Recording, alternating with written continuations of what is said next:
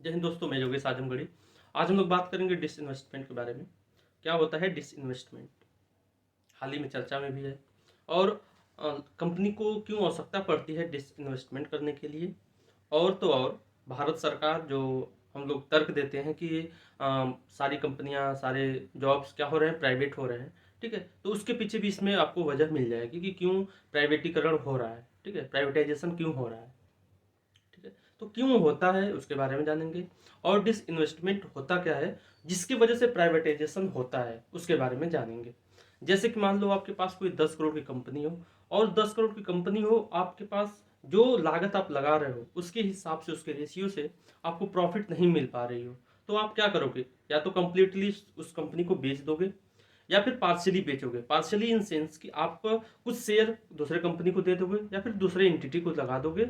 आपको वो कुछ पैसे देंगे जिसकी वजह से आपकी कंपनी भी चलती रहेगी। ठीक है, या फिर एक ऐसा भी स्थिति आएगी कि आपके पास ज़्यादा डिसीजन मेकिंग पावर होगी। ठीक है, तो ये मैं बताऊंगा कि 3 प्रकार से आप डिसइन्वेस्टमेंट कर सकते हैं। पहला होता है माइनॉरिटी डिसइन्वेस्टमेंट, और दूसरा होता है मेजोरिटी डिसइन्वेस्टमेंट, और होता है कंप्लीट प्राइवेटाइजेशन। तो अब हम बात करेंगे कि माइनॉरिटी डिसइन्वेस्टमेंट क्या होता है। माइनॉरिटी डिसइन्वेस्टमेंट मतलब कि उसमें आपका शेयर सबसे ज़्यादा होगा। अब मान लो कि आपके पास 10 लाख की कोई कंपनी है, 10 करोड़ की, सॉरी 10 करोड़ की कंपनी है।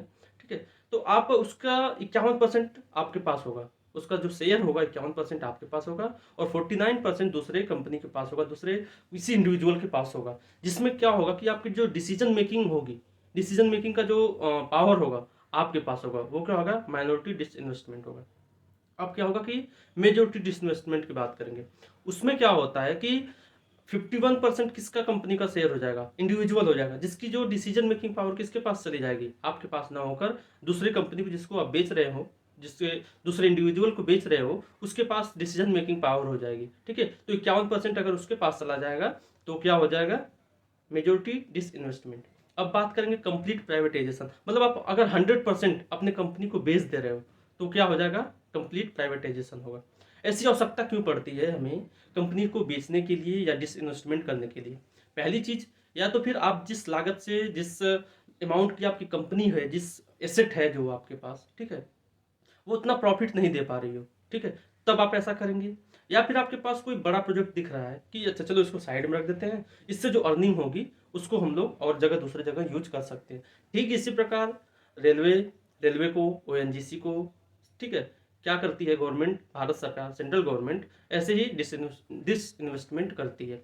अब मैं एग्जाम्पल के थ्रू आपको बताना चाहूंगा कि कैसे डिसइन्वेस्टमेंट अपने आसपास और अपने जीवन से कैसे जोड़ सकते हो आप। ठीक है, मान लो कि आपकी कोई जमीन हो, हाईवे के पास में हो, हाईवे के साइड में ही हो।